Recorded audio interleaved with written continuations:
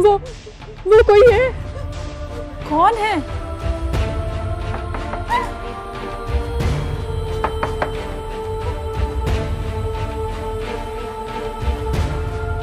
मैं देखती हूँ। नहीं, दरवाजा नहीं खोला, दरवाजा नहीं खोला। बीबी जी, मैं कमरुद्दीन। ये तो कमर है।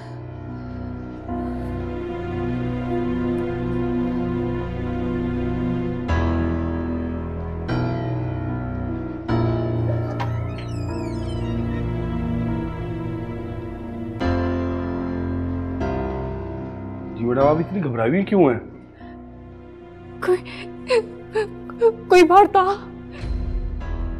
कोई बाहर था, कोई मुझे मारने के लिए आया था।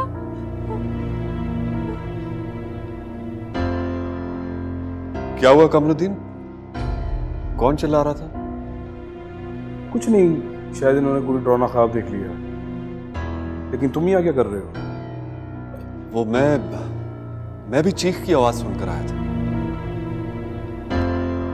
तुम जाओ गेट पे।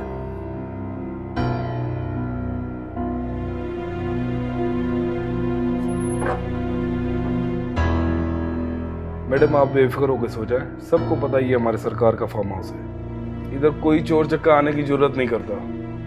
पुलिस भी सरकार की इजाजत के बगैर नहीं आती। मैं इधर ही लेटा हूँ।